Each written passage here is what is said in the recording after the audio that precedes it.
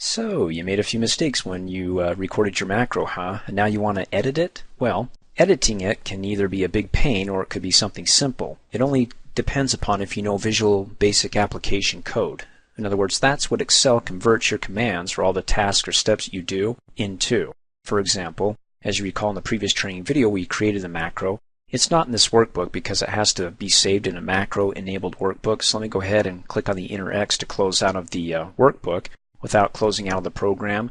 And I can go ahead and right-click down below on the button. Again, I have Windows 7, so it allows me to do this and give me a list of my most recent files.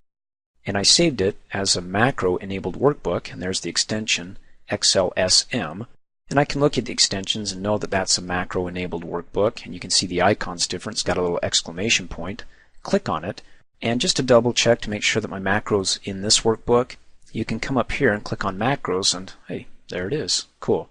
Now if I want to go ahead and edit it, select it, click on Step Into, and you'll notice that it's giving me a warning saying, look, I've disabled macros because macros can be dangerous. In other words, when it comes to programming and coding, you can get some stinker out there that messes with the Visual Basic Application code behind the scenes and can send you a workbook. That seems harmless when you open up and you look at the code, but when you run it, it actually could destroy your computer. So you want to make sure that you get workbooks from people that you trust. In any case, let me click OK. So it disabled the macros, so we can't go ahead and run the macros. If I selected it and clicked Run, it's disabled, or Edit it. So to enable that, come up here, click on the File tab, go down to Options, go to the Trust Center, click on the Trust Center Settings button, then come over here, and where it says Macro Settings, we want to, well, for me, to keep it simple, I want to enable all macros. It says, oh, we don't recommend this, but come on. If I'm the only one that's using this workbook and that's recording, I don't want to have to mess with any of these other options with disabling it without notification, disabling with notification, disabling all macros except for digitally signed macros. No. I want to go ahead and enable all macros and then click Okie dokie and then OK. And then go ahead and be sure to save it. Go ahead and click OK. Let's go ahead and close out and then right click and let's open it back up again.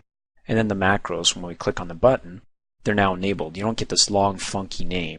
You actually get the name of the macro as you originally named it when you recorded it. And then you can go ahead instead of saying Step Into, you also get the Edit button. They're both the same. If you step into it, it still brings up the same window here. Go ahead and maximize the screen. And you can see all the Visual Basic Application commands here of the task or the steps that we did when we recorded this macro.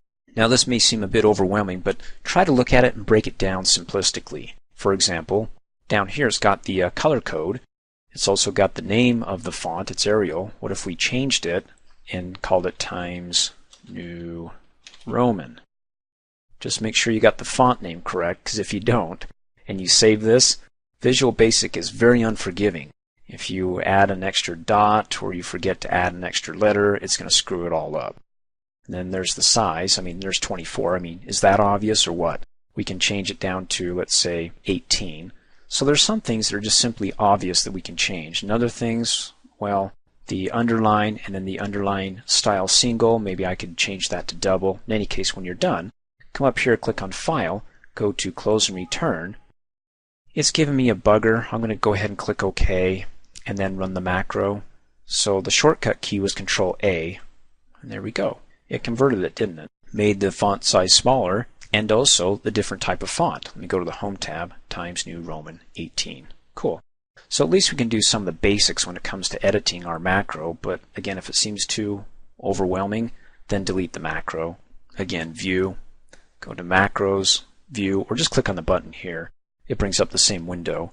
Go ahead and delete it, and then close out, and then start your recording over by clicking on the recording button or the recording button up here on the View tab, as we saw in the previous training video. Thanks for watching. Hey, as a quick reminder, if you like my video, please give it a thumbs up. You can also click on me and subscribe to my channel to get notified of the latest videos, and for only $2 a month, you get online access to all my training. Or for downloads and DVDs, please visit me at dreamforce.us.